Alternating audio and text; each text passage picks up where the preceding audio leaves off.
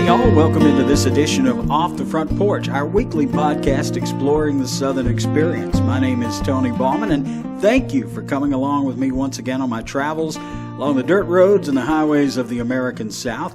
Out here, our goal is to encounter good folks, great stories, and stop for a bit in places that remind us what a joy it can be living here down south.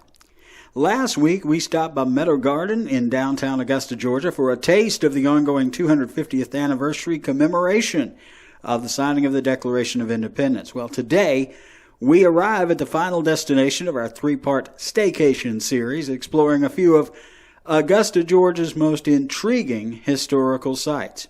We've been keeping it close to home for this series before I head back out on the road for a bit more exploration. Today, we celebrate the life and legacy of an extraordinary woman whose courage and tenacity continues to inspire young and old alike here in the Garden City. Born in 1854 as a free person of color, Lucy Craft Laney was only a child when America was cast into the chaos that was the American Civil War. In time, Miss Laney would grow into an influential educator and an advocate for social reform. She founded the first kindergarten for black children here in Augusta, and she also co-founded the Lamar School of Nursing, one of the first schools in the South to welcome and train black students for service in the calling of nursing. Miss Laney's legacy, and indeed the legacies and lives of many in Augusta's black community, take center stage here at the Lucy Craft Laney Museum of Black History and Conference Center, located just off the boulevard that bears Miss Laney's name and right across the street from a high school that also carries her name into the future. For this episode of Off the Front Porch, we are here at the Lucy Craft Laney Museum with its executive director, Corey Rogers. Corey, thank you for having me here today. Oh, no problem. I'm glad you're here, and you're always welcome to come to the museum. Well, I'm excited. I walked in here because I immediately got this feel, oh, we're going to celebrate a life here today. And that's exciting to me. Let's start off by introducing folks to Lucy Craft Laney. That this museum really bears her name, but also celebrates her legacy. Sure thing. So Lucy Craft Laney was quite an extraordinary individual. Born in Macon, Georgia, as you mentioned, in 1854. After the Civil War, you would see her move to Atlanta to enroll at Atlanta University. And this would be a pivotal moment in her life as she began some of her formal training in education. She would graduate from Atlanta University in 1873 in the very first graduating class of the normal school or the teaching college of Atlanta University. And she taught in different areas around the state. From Macon, Georgia to Milledgeville, Savannah, and then she actually came to Augusta first to teach in the public schools, and then went to Savannah, and then came back to Augusta.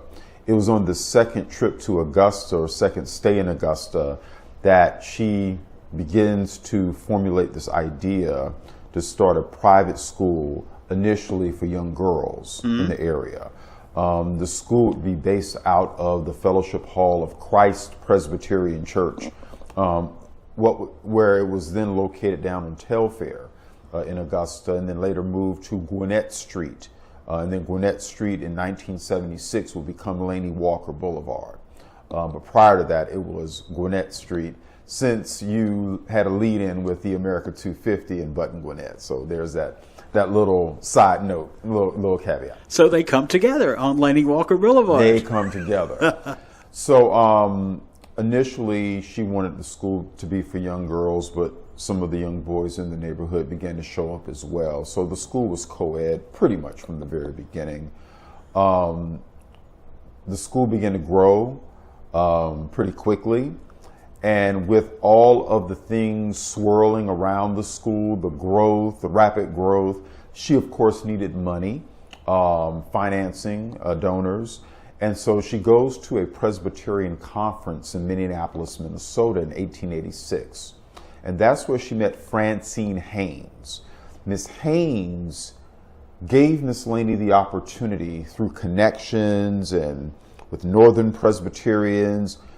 She gave Miss Laney access to purse strings, if you will. Yeah. And from there, she was able to acquire the property, began to build the physical plant, the physical infrastructure, and she would name the school in honor of Miss Haynes. And so the Haynes Normal and Industrial Institute was chartered in Augusta in 1886, and it would go on to become one of the pivotal institutions, not just in Augusta, but the school itself, the curriculum, everything that Miss Laney taught in Augusta had national resonance. And so, yeah, definitely she was a trailblazer, pioneer in her own right. You also made mention of the fact that she started a nursing school. And so roughly a decade after establishing the Haynes Institute, Miss Laney saw the need for a nursing training facility in the Augusta area. And so with the assistance of Gosway Lamar, who gave the financial backing, William Dougherty, who was a white doctor here in Augusta, Dr. George Stoney, who was an African-American doctor, they were able to pull their resources together and start the Lamar School of Nursing. So that just sort of sets the stage for her wonderful work here in Augusta and how this work in Augusta had a national impact. And all of this is happening at a time when women and black people in this country did not have much station. Well, it's an interesting time, Tony, and I'm glad you brought that up, because at the end of the Civil War, during that period that we often refer to as the Reconstruction period, there was a promise of opportunity. And for that, from that 1865 until around 1877, 1878, going into the 1880s, you saw African Americans take full advantage of these newfound freedoms. And so the Reconstruction period is that period in which Miss Laney and tens of thousands of other African Americans took advantage of that freedom through education. And so you start to see a groundswell in black institutions. Even though there were several founded before the Civil War, after the Civil War, you really get most of what today we call the HBCU, the historically black colleges and universities. Land-grant universities. Many of the land-grant institutions partnered with or married with many of your private institutions. So you have your land grants like South Carolina State University, where I went to school, but you also have a lot of your private institutions. So you see this crescendo in what African Americans are able to accomplish, from education to churches to business. It's really starting to pick up when de facto Jim Crow and legal Jim Crow start to come online in the 1890s and early 1900s. The black community asked itself a question: where do we go in this new normal? How do we navigate this new normal? For Miss Laney, education was never an option. It was always the rule for her. And so she used education as the vehicle to educate the sons and daughters of the formerly enslaved. And what I find fascinating, Tony, when you sort of drill down and look at some of the patterns that developed, you often see individuals, or let's say families. You often see families, the parents and grandparents were enslaved. The children and grandchildren become college professors, attorneys, doctors, nurses, educators. So Miss Laney helped to drive that vehicle of education. The potential was there, the yearning was there, the notion that the passion was there. Keep in mind, in 1865, you have 4 million newly freed individuals. What did they want to do with that newfound freedom?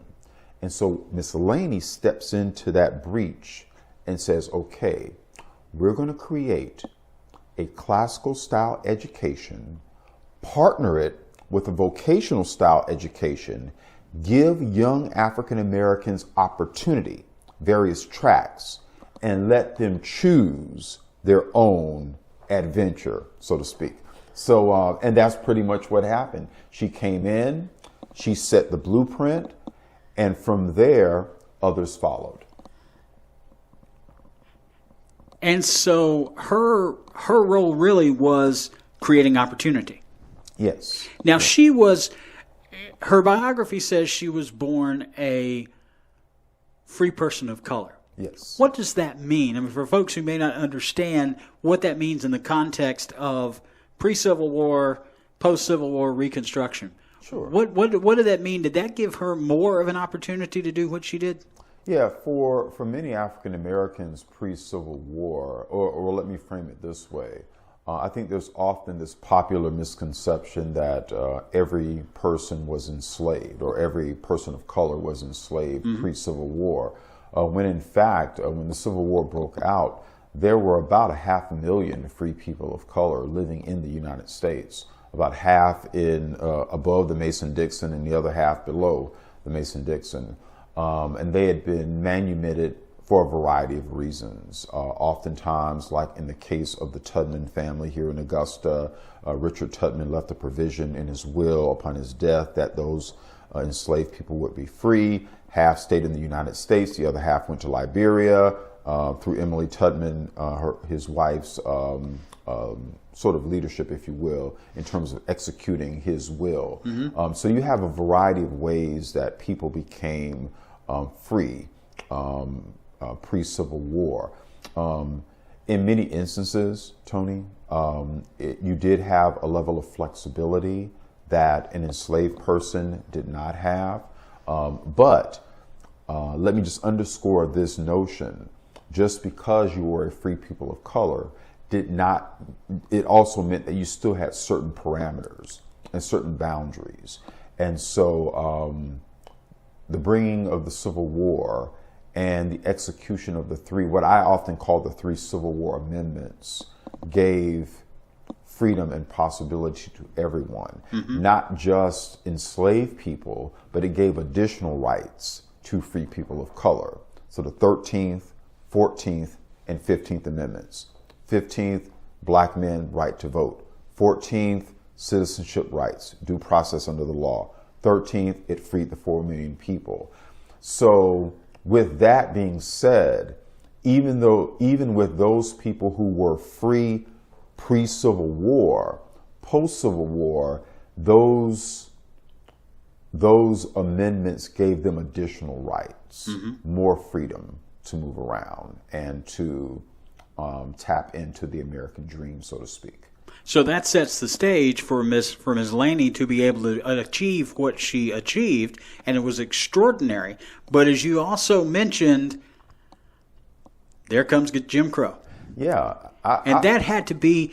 Was that disheartening for her? Do we get a sense of like she has this opportunity, she has this vision, she's making progress, she's doing things that are important and essential, and then you get this pushback from society? I think for many African Americans, it was probably disheartening to see the progress of the first 15 to 20 years after the Civil War, and to see how they were just sort of moving up, upward mobility, creating business opportunity, entrepreneurship, all these things were happening. So I have to think that, yes, it probably was disheartening, but knowing what I know about Lucy Laney, just an understanding from people who knew her that I've had an opportunity to interview, reading accounts of the things that she accomplished, seeing Jim Crow become an integral part of American society seemed like it probably made her more resolute. And it firmed up for her. The commitment was just that much more important. Lit the fire. It lit the fire. Had to fight harder. Yeah, it probably was just a spark for her. From what I can gather from the research that we have done, from other historians that we've talked to throughout the years, from Dr. Kent Leslie up in Atlanta, Georgia, and others who've written extensively about Miss Laney. She was not one to be easily denied.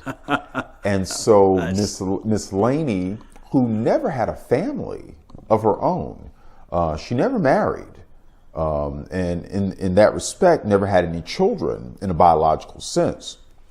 But in June of 1930, Dr. Mordecai Johnson, who's the president of Howard University, or was the president of Howard University in Washington, D.C. at the time, at a commencement exercise where Miss Laney was to receive her 5th honorary degree from 4 different colleges, he referred to her as the mother of the children of the people.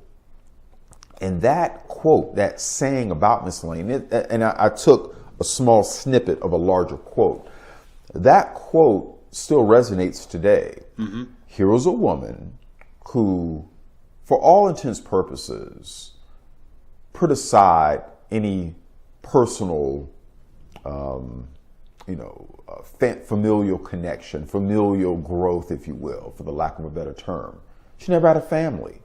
She had a large extended family, but a personal family, nuclear family, immediate family.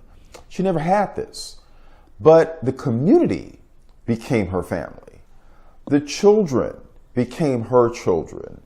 The success of the adults in the community became her success. And so she was quite an extraordinary woman. I kind of jokingly say this from time to time, but I mean it. I'm quite serious about it. But I often say that if I'm looking at the top African-American leaders of the late 19th, early 20th century, and I'm creating this Mount Rushmore. I know that's sort of a cliche. Who's on your Mount Rushmore? That's often a sports thing. Who's on your Mount Rushmore? Best this, best that. Well, if I'm creating this and I'm looking at the Mount Rushmore, I'm putting Miss Laney on there for a variety of reasons, but one in particular kind of sticks out. Her inspiration, her model, if you will, served as inspiration for the next generation of young black female educators and leaders coming along. So Mary McLeod Bethune, mm-hmm. internationally renowned educator, worked in FDR's, with FDR's quote Black Cabinet, became a seminal educator in Florida. Sort of laid the blueprint, if you will, for 20th century education. Well, she got her training from Lucy Craft Laney mm-hmm. here in Augusta. So in looking at Miss Laney's legacy and her impact, I look at the fact that she was able to inspire the next generation like Mary McLeod Bethune, who physically worked here in Augusta with Miss Laney. And it wasn't by chance that they met. Miss Laney and Mary McLeod Bethune, with their Presbyterian connections, that's what brought her here to Augusta to work with Miss Laney. Another person that I'll quickly mention is Dr. Charlotte Hawkins Brown, who started the Palmer Institute in Sedalia, North Carolina. She called Miss Laney the blueprint. So Haynes and Lucy Laney became the blueprint model for other schools that were being created. So definitely she would be on my Mount Rushmore, and she was just a phenomenal individual. And her legacy continues today. Yep. You see it all over the city. You see it in, as you said, leaders in this community, leaders in the black community. You see it in the education community mm-hmm. here in the Augusta area. Lucy Craft Laney is a woman who, she really sowed a lot of seeds in the Augusta area. Yes. She is a pivotal historical figure in this city. No doubt. And what's interesting is that, so Miss Laney dies in 1933, in October of that year. She was 79. And actually the last vestige of her school, Haynes, the original school, the last vestiges of that would be her gravesite at the corner of Phillip Street and Laney Walker in Augusta, that's where she's buried. So interesting enough, Laney Walker Boulevard. Miss Laney and the Reverend C.T. Walker are both buried on this street. They are the namesakes of the street. So it's a hybrid name. Laney Walker, Lucy Laney, and the Reverend C.T. Walker. But what's interesting about Miss Laney's legacy, post-1933. So in 1974, then Governor Jimmy Carter makes it possible for Miss Laney's legacy to resonate outside of the city when he has a portrait commissioned of Miss Laney that currently hangs in the state capitol. We keep a copy here at the museum, but the original, commissioned in August or dedicated in August of 1974, hangs in the state capitol. And she was in good company in 1974. The other two individuals honored: Bishop Henry McNeil Turner of the AME Church, a prominent bishop, a religious man, soldier, chaplain during the Civil War, one of the first black state legislators after the Civil War. So they were honored together, and Dr. Martin Luther King Jr., who was honored earlier that year in February of 1974 with his portrait. So she was in very, very good company. And then 2 years later, May 31st, 1976, with Dr. Benjamin E. Mays giving the speech from Tabernacle Baptist Church here in Augusta, they rededicated Gwinnett Street as Laney Walker Boulevard. So her post-1933 life, her legacy, if you will, it's still with us today. And her legacy became that much more pronounced in 1991 when we opened the Laney Museum. And we'll definitely talk about that, but I wanted to make one comment, because as you were naming these different figures, including Mary McLeod Bethune, Martin Luther King Jr., Georgia really is an incubator for leaders in the black community. Oh, no doubt. Why is Georgia the place where these seminal figures in the African-American struggle and advancement, why in the world did so many figures come from Georgia? Well, I have to think, and I have a bias, of course. Of course. Born and raised in Augusta, and I love the city, I love the state. Georgia, and I'll also include South Carolina in this conversation. It's such a high concentration of African Americans. A lot of that really, sort of the origins of that really stems back to the transatlantic slave trade. If you want to really take this and look at this from an overarching viewpoint. The inward migration from the coast after being enslaved and being brought here against their will, and creating opportunity. Creating opportunity. After this being the portal for basically where so many African American families began. Exactly. So I saw a number, statistic, percentage, if you will, several years ago. I'm not sure if it still holds to this day, but I was looking at a figure that said that roughly 90% of the 42 plus million African Americans in this country can trace their roots back to either Georgia or South Carolina. And that obviously goes back to Charleston, the slave trade running through Charleston. About 60% of the 400,000 who came to North America came through Charleston. So you have this high concentration. Not only that, you also have to look at the fact that post-Civil War, you had a lot of southern cities, especially Augusta, where you had a lot of folks moving from the rural areas into the towns. Atlanta is becoming this major hub after the Civil War. Is being reborn, if you will. And so you have this large concentration of African Americans in Atlanta, for example. And Atlanta has always been a central hub. And so, it's always been sort of this terminal or terminus, but it's always been this terminal where it's a crossroads where people are coming there. So you have these cities that are strategically located, whether it's Augusta on the Savannah, Atlanta being this central hub with railroads and now interstates. And so quite frankly, or quite naturally, you're going to have a large concentration of people, and in turn, producing a lot of your leaders that come out of these areas. And there's the family tie too. And family is so important in doubt. the African American community. No doubt. It's so very important. And you talked about how Miss Laney really became family to so many people in this community, even though she biologically or relationally did not have a family of her own. Oh, no doubt. And the other thing to kind of keep in mind is that Lucy Laney is really a microcosm of sort of the leadership that would grow out of the post-Civil War era.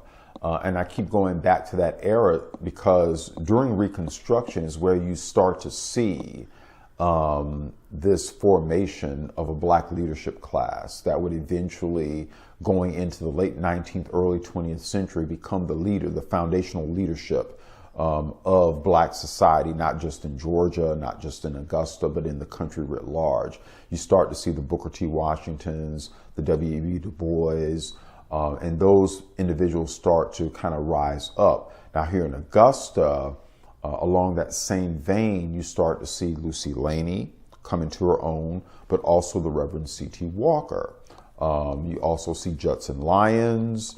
You see Reverend William J. White, the founder of the Augusta Institute, which eventually became Morehouse College in Atlanta, but of course started in Augusta. So all of these individuals, start to develop this strong leadership class, not to mention, I mentioned him earlier, but Dr. Stoney, aside from the Lamar Nursing School, who's often referenced as the Dean of Black Doctors in Augusta, begins to start a black medical class where dentists and pharmacists and doctors began to make Augusta a permanent home, not a temporary home. And so by the 1940s, you have upwards to 46 black doctors just in these communities. So quite an extraordinary incubator for leadership in Augusta. And we are sitting here on the edge of the vibrant medical district in Augusta, so it can be said, it could be argued that black doctors are the fathers of Augusta's medical traditions. Yeah. And what's quite fascinating, Tony, and I was just talking with someone about this not too long ago, during the period of Jim Crow, black doctors had to be very innovative in terms of their practices, where they would keep their practices, because oftentimes, let's say up until the late 50s, early 60s, most of the opportunity at the medical college and the more established institutions were off limits or prohibited to many of your African American medical professionals. So you find many of them with doctors' offices in the Lenox Theater, for example, or inside of Tabernacle Baptist Church. So I've always been fascinated by the ingenuity of many of these professionals, not to mention the fact that there were several black hospitals and sanitariums in this area during Jim Crow. So quite a vibrant community. And the work, the foundation that Lucy Craft Laney laid in this community and is still being felt to this day, it was a labor of love to make sure that this place exists. Talk briefly, if you will, about what went into making the Lucy Craft Laney Museum available to the community. Sure. So I often refer to the museum as a triumph out of a tragedy. In 1986, there was a fire here in the home. Miss Laney's niece, Margaret Louise Laney, lived here with her. As a matter of fact, Margaret moved here in the early 1900s, and she lived here, moved from Washington, D.C. Miss Laney's younger brother was a doctor in Washington, D.C., Dr. Frank Laney, and he and his wife, Anna, had a daughter, Margaret Louise, in 1900. So Margaret eventually comes to Augusta, graduates from Haynes, goes off to Atlanta University, graduates from Columbia, so she's Ivy League trained, comes back to Augusta and becomes the interim principal of Haynes between Miss Laney's death in 1933 and the Reverend A.C. Griggs taking over in 1935.